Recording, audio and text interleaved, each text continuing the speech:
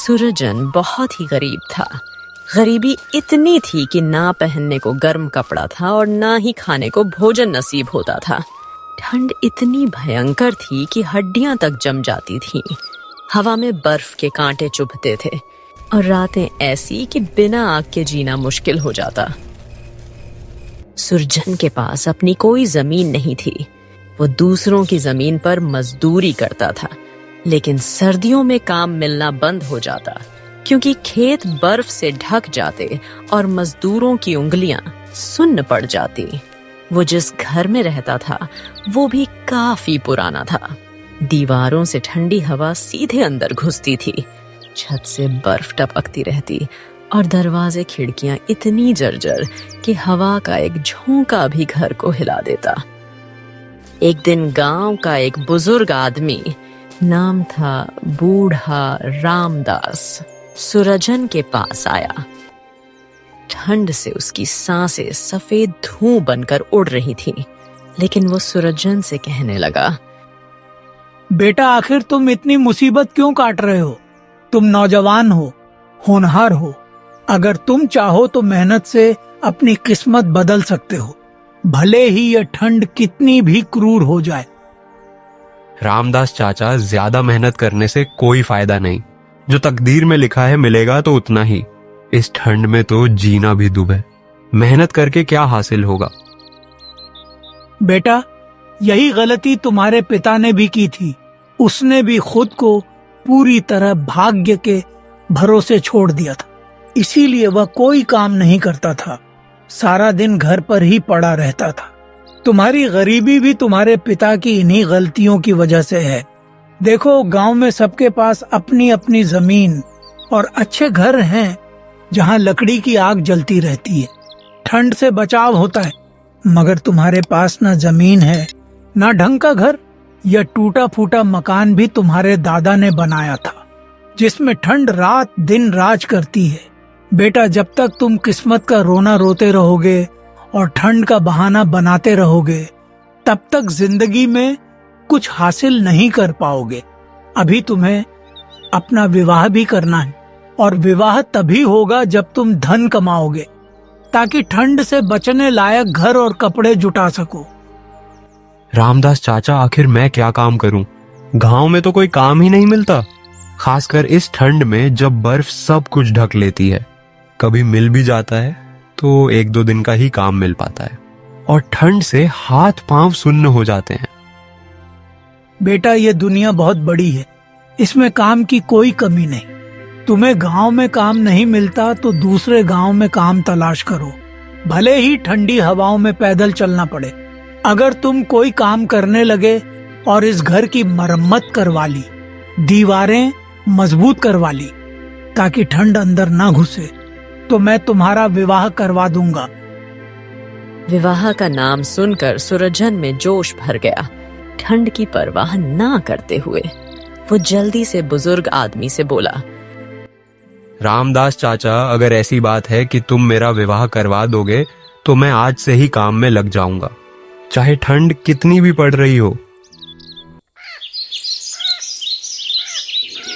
विवाह होने की खुशी में सुरजन दूसरे गांव में जाकर मजदूरी करने लगा। वह कई महीनों तक काम करता रहा। ठंडी सुबह में उठकर बर्फीली हवाओं में भी मेहनत करता। जब उसके पास अच्छा खासा धन इकट्ठा हो गया तो उसने अपने घर की मरम्मत करवा ली, दीवारें ऊंची की, छत मजबूत की, ताकि ठंड का कहर अब अंदर ना आए। अब उसके पास सब कुछ था जिससे वह विवाह कर सके। गर्म कपड़े, आग की व्यवस्था। उसे समझ आ गया कि मेहनत से किस्मत बदली जा सकती है, ठंड को भी हराया जा सकता है।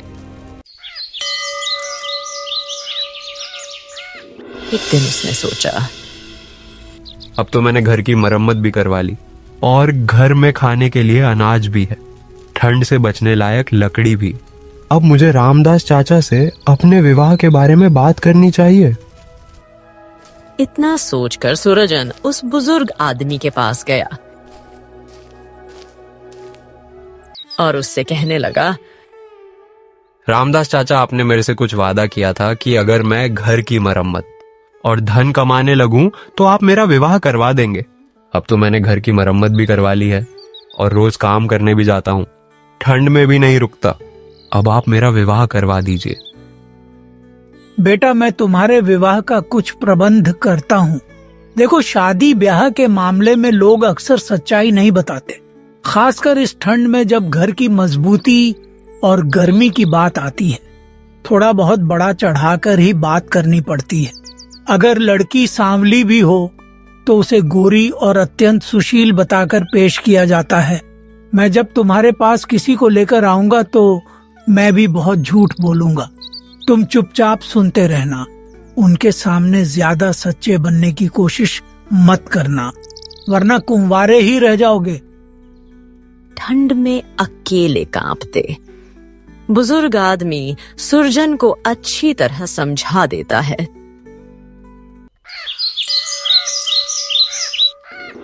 कुछ दिनों बाद एक आदमी को लेकर सुरजन के घर आता। ठंड से सब कांप रहे थे। फिर रामदास बोला, देखो श्यामदास, यह लड़का गांव का सबसे होनहार, चतुर, चालाक और मेहनती लड़का है। इसके पास 100 बीघा बटाईदारी जमीन है। उसमें बहुत अन्न उपजता है। ठंड में भी फसल सुरक्षित। घर में अकेला रहता है। तुम्हारी बेटी आते ही रानी बन जाएगी। ठंड का कोई असर नहीं पड़ेगा। ऐसा लड़का तुम्हें कहीं ढूंढने से भी नहीं मिलेगा। जिस आदमी को बुजुर्ग लेकर आया था उसे खेती और जमीन संबंधित कोई ज्ञान नहीं था। ठंड में खेती की मुश्किलें भी नहीं पता। उसे बटाईदारी का मतलब भी नहीं पता था कि बटाईदारी किसे कहते हैं। वह तो 9 और आधा बीघा जमीन लड़के के पास होने के नाम पर ही बहुत खुश हो गया और बोला, मुझे लड़का पसंद है। अगले हफ्ते आपसे दोबारा मिलूंगा, तब हम विवाह का दिन तय कर लेंगे। तो मैं इस विवाह को पक्का समझूं? हाँ, पक्का समझिए। अरे, मर्द की जुबान पक्की होनी चाहिए। जो कह दिया सो कह दिया। अब अपनी बात से पलटना नहीं है। मैं अभी इस विवाह को पक्का करता हूँ। अगले हफ्ते विवाह का दिन तय हो जाएगा। वो आदमी बहुत खुश हुआ और अपने घर लौट गया और खुश होता हुआ अपनी पत्नी से कहने लगा, भाग्यवान, आज मैं बहुत खुश हूँ। हमारी बेटी का रिश्ता एक अच्छे घर में पक्का कराया हूँ। लड़का अमीर है, घर में अकेला है और उसके पास अपनी बटाईदारी की 9 बीघा जमीन है। खाने पीने की कोई कमी नहीं होगी। ठंड में भी गर्मी रहेगी। क्या बेवकूफी की बातें करते हो?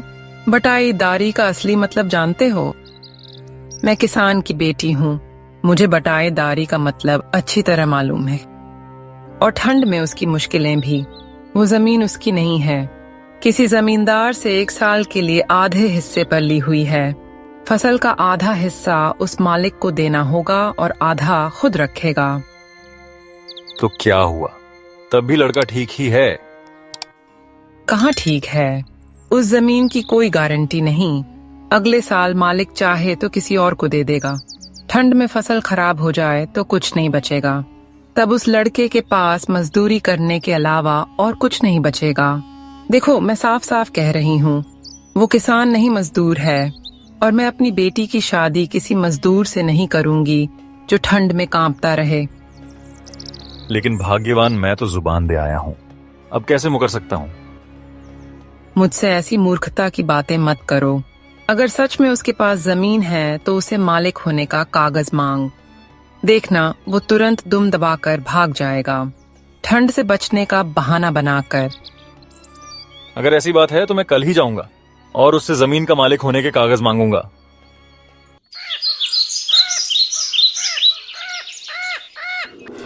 अगले दिन सुबह श्यामदास सुरजन के घर पहुंच जाता है। ठंड से उसका चेहरा लाल हो रहा था। श्यामदास को अपने घर देख सुरजन जल्दी से बुजुर्ग आदमी को बुला लाता है।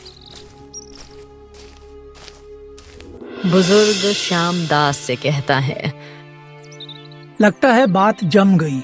आप जुबान के पक्के निकले। चलो, अब विवाह की बात आगे बढ़ाई जाए।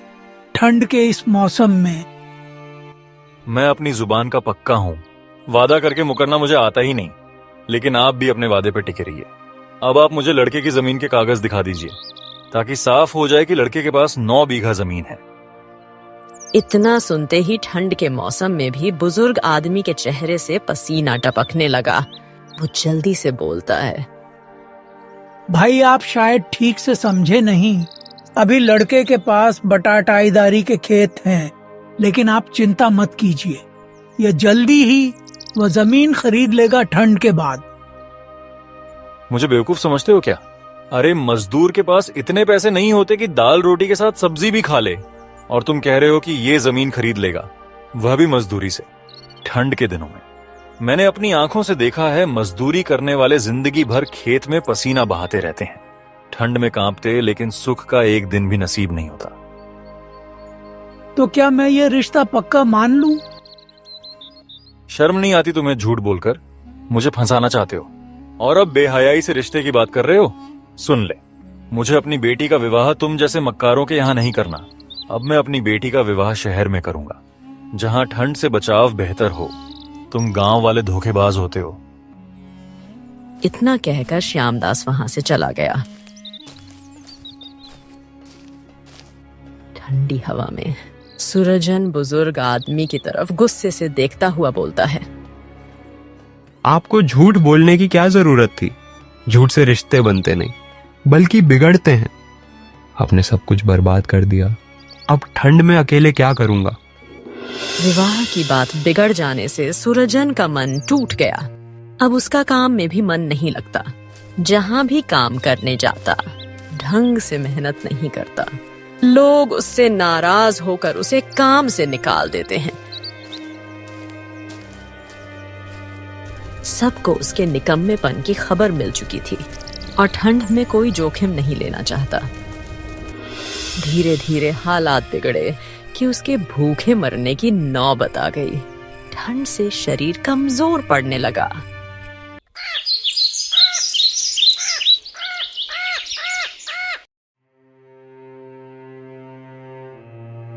एक दिन उसने सोचा, अब यहां मेरे लिए कुछ नहीं बचा, ना काम ना इज्जत। घर के नाम पर टूटा फूटा मकान है जो बाबा आदम के जमाने का है। ठंड का सामना नहीं कर सकता। अच्छा होगा कि अब शहर चला जाऊं, शायद वहां कुछ काम मिल जाए। बहुत सोच विचार के बाद सूरजन दूसरे दिन घर से शहर के लिए निकल गया। ठंडी सुबह में, मगर उसे पता नहीं था कि शहर कहाँ है, वहां काम कैसे मिलेगा। वो चलते चलते घने जंगल में पहुंच गया, जहां ठंड और भी क्रूर थी। पेड़ों पर बर्फ जमी हुई। जंगल में ही उसे रात हो गई। रात का अंधेरा देखकर वह घबराने लगा और जल्दी जल्दी जंगल को पार करने लगा। ठंड से दांत किटकिटाते, लेकिन जंगल इतना घना था कि खत्म होने का नाम ही नहीं ले रहा था। हवा में बर्फ के टुकड़े उड़ रहे थे। वो एक जगह रुक कर सोचने लगा, अब मैं क्या करूं? यह जंगल तो खत्म होने का नाम ही नहीं ले रहा है। ना जाने और कितना बड़ा है यह जंगल। ठंड कितनी बढ़ जाएगी। सूरजन यह सोच ही रहा था कि तभी उसकी नजर एक बुढ़िया पर पड़ी। नाम था मालती। बकरी को लेकर जा रही थी। ठंड से उसकी साड़ी पर बर्फ जम रही थी। यह देख सूरजन की जान में जान आई। जरूर यह बुढ़िया इस जंगल में रहती है। अब रात में मैं इस बुढ़िया के घर ठहर सकता हूँ। भले ही यह मुझे भोजन ना दे, लेकिन रहने के लिए आसरा तो जरूर दे सकती है ठंड से बचने को। सूरजन चुपचाप बुढ़िया के पीछे चलने लगा। कुछ दूर चलने के बाद सूरजन ने देखा कि जंगल में एक छोटा सा घर है और उस घर के बराबर में एक छोटी सी झोपड़ी है। चटर है। बुढ़िया ने बकरी को झोपड़ी में बंद कर दिया और खुद घर के अंदर जाने लगी। सूरजन जल्दी से बुढ़िया के पास गया। सूरजन को देखकर बुढ़िया हैरान रह गई। वो सूरजन से कहने लगी, अरे कौन हो तुम और यहाँ कैसे आना हुआ? आज से पहले कभी नौजवान को इस जंगल में आते नहीं देखा, खासकर इस ठंड में। काकी, मेरा नाम सुरजन है। मैं बहुत गरीब आदमी हूँ। मेरा गुजारा गांव में नहीं हो पा रहा था। ठंड में जीना दुब हो गया, इसीलिए मैं शहर में काम की तलाश में जा रहा हूँ। लेकिन मुझे शहर जाने से पहले ही जंगल में रात हो गई है। क्या आप मुझे रात भर के लिए अपने यहाँ रुकने दे सकती हो? देखो, मैं तुम्हें जानती पहचानती नहीं हूँ, इसलिए मैं तुम्हें अपने घर में रुकने नहीं दे सकती हूँ। इसलिए अच्छा यही होगा कि तुम अपने रहने के लिए कहीं और जगह तलाश करो। काकी, इस जंगल में मैं कहाँ जगह तलाश करूं? मुझे नहीं लगता कि कोई और भी इस जंगल में रहता होगा ठंड में। काकी, अगर आप कहो तो मैं बकरी की झोपड़ी में रह लूंगा और ठंड सह लूंगा। क्या तुम मुझे मूर्ख समझते हो जो तुम्हें बकरी की झोपड़ी में रहने दूं? मैं तुझे जानती नहीं पहचानती नहीं। तेरा क्या भरोसा तू मेरी बकरी को चुरा कर भाग जाए तो? इसलिए तय तुझे बकरी की झोपड़ी में नहीं रख सकती। काकी, ऐसा मत कहो। मैं चोर नहीं हूं। मैं तो बहुत भला और ईमानदार आदमी हूं। अगर आप मुझे यहाँ नहीं रहने दोगी तो मैं कहाँ जाऊंगा? जंगल में मुझे जंगली जानवर खा जाएंगे या ठंड से मर जाऊंगा। जंगली जानवर खा जाएंगे तो इसमें मैं क्या करूं? जंगल में तो रोज ही खूंखार जानवर, जीव जंतु और आदमी को मार कर खाते रहते हैं। अब मैं सभी को बचाते थोड़ी फिरूंगी। तू यहाँ से चला जा। मरे या जिए मुझे इससे कोई मतलब नहीं। बुढ़िया की बात सुनकर सूरजन समझ गया कि यह बुढ़िया बहुत बेरहम औरत है। इसको किसी से कोई फर्क नहीं पड़ता। जानवरों के बीच रहते रहते खुद भी जानवर जैसी हो गई है। ठंड ने इसे कठोर बना दिया। अगर यह मुझे अपने घर में एक रात ठहरने की इजाजत दे देती तो इसका क्या बिगड़ जाता। आखिर रात भर की ही तो बात थी। सूरजन यह सोच ही रहा था कि बुढ़िया उससे बोली, सुनो, थोड़ी देर यहीं खड़े होकर मेरा इंतजार करो ठंड सहते हुए। मैं अपनी बेटी से पूछ कर आती हूँ कि तुम्हें रात रुकने देना है या नहीं। बुढ़िया की बात सुनकर सूरजन समझ गया कि बुढ़िया उसे रोकने के लिए इतना नखरा क्यों कर रही थी।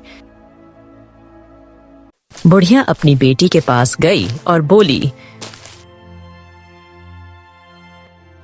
अरे कावेरी, बाहर एक लड़का खड़ा है, हमारे घर में ठहरना चाहता है। तू एक बार उसे देख ले। अगर तुझे पसंद आ जाए तो मैं उसे यहाँ रुकने के लिए कह दूंगी। माँ, इसमें पसंद नापसंद की कौन सी बात है? उसे रात भर के लिए यहाँ रुकने दो। बेचारा बहुत परेशान है, ठंड से कांप रहा। बेवकूफों जैसी बातें मत कर। तू उसे एक बार देख तो सही। माँ, आप भी हद करती हो। मैं उसे देखकर क्या करूँगी? मुझे क्या उसे विवाह करना है? हाँ, तुझे उसे विवाह ही करना है। अब तेरी विवाह की उम्र हो गई है और मुझे तेरे विवाह की चिंता होने लगी है। ठंड में अकेली। यह लड़का बहुत भोला और ईमानदार है। ऐसा लड़का बार बार नहीं मिलता, ठंड में भी मेहनती। इसलिए मेरी बात मान और उस लड़के को देख ले। तू नहीं जानती कि इसे भगवान ने तेरे लिए भेजा है, वरना कितने साल गुजर गए, यहाँ कोई नहीं आया। कावेरी भी विवाह करना चाहती थी। वह तो सिर्फ अपनी माँ के सामने फिजूल में बनकर दिखा रही थी। माँ, मैं लड़के को देख चुकी हूँ। वो मुझे पसंद है। मैं उससे विवाह को तैयार हूँ। अपनी बेटी की बात सुनकर बुढ़िया बाहर आई और सूरजन से बोली, बेटा, तू मेरे घर में रह सकता है। अंदर आजा, ठंड से बच। बुढ़िया ने सूरजन को घर के अंदर बुला लिया, जहाँ थोड़ी आग जल रही थी। सूरजन ने सोचा, बड़ी मुश्किल से बुढ़िया उसे घर में रोकने के लिए राजी हुई है, इसलिए उसकी बेटी की तरफ आंख उठाकर भी नहीं देखेगा। सूरजन सिर झुकाए घर में बैठा रहा, ठंड से अभी भी कांपता। सूरजन को इस तरह देखकर बुढ़िया बोली, बच्चा बोली, बेटा, तुम तो बड़े शर्मीले हो, नजर उठाकर भी नहीं देखते। काकी, मुझे लड़कियों से बहुत शर्म आती है। सामने पड़ते ही घबरा जाता हूँ। समझ नहीं आता कि क्या करूं। और जब तुम्हारा ब्याह होगा तब अपनी पत्नी का सामना कैसे करोगे ठंडी रातों में? यही सोचकर तो डर लगता है काकी। अरे इसमें डरने की क्या बात? लड़की कोई खतरनाक जानवर थोड़ी है जो वो तुझे खा जाएगी। वो तो बहुत ही कोमल और दिल की सच्ची होती है। अब तुम खाना खाकर आराम करो, कल सुबह तुम्हें शहर भी तो जाना है ठंडी राह पर। सुरजन को कभी इतना पैदल चलने की आदत नहीं थी। ठंड में तो और मुश्किल इसलिए आज वो काफी थक गया था। थकान से वह बिस्तर पर पड़ते ही गहरे नींद में डूब गया, ठंड भूलकर।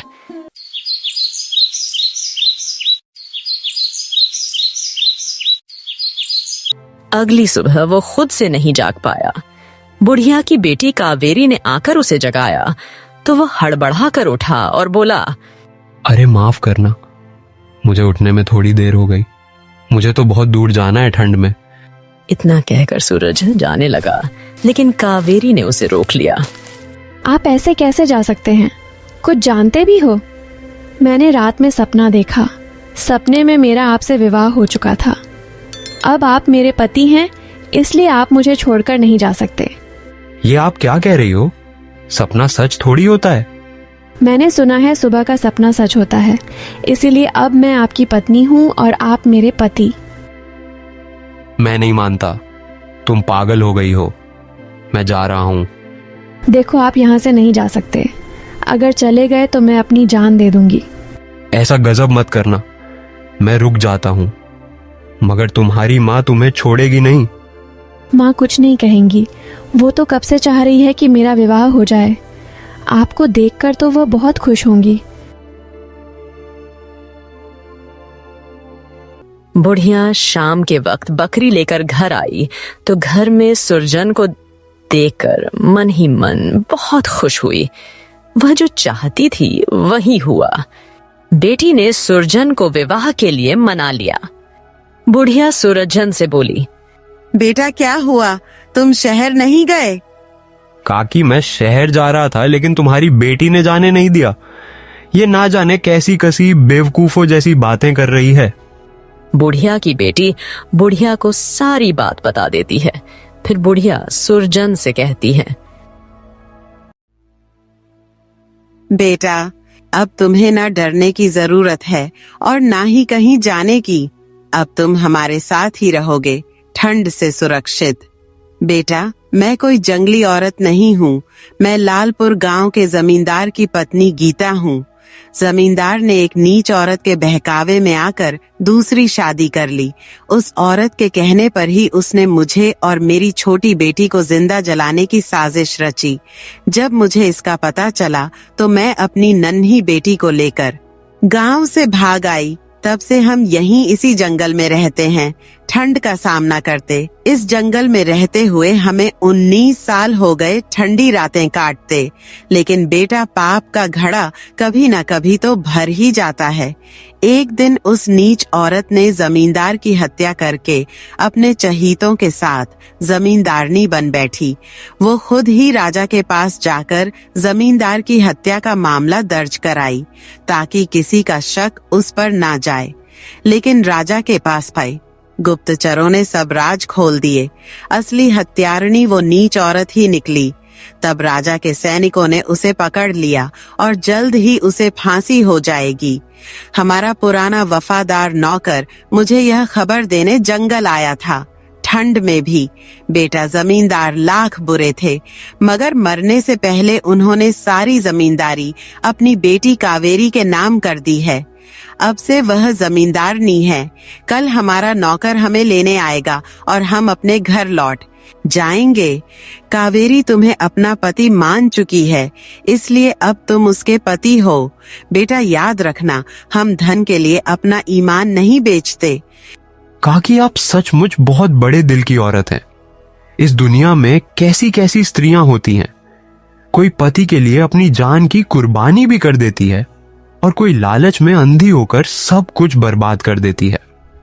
बिल्कुल बेटा, यही तो दुनिया है। इसमें भली औरत भी रहती है जो अपने पति के लिए सब कुछ न्यौछावर कर देती है, और कुछ औरतें सिर्फ धन से मोह करती हैं।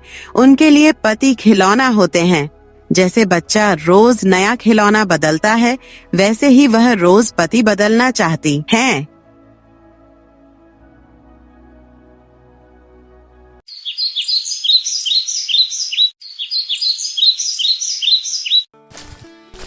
अगले दिन सुरजन बुढ़िया और उसकी बेटी के साथ जमींदार की हवेली में चला गया।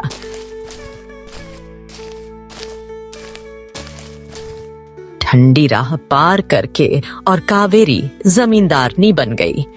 उसके बाद सुरजन अपनी पत्नी और बुढ़िया के साथ खुशी से रहने लगा।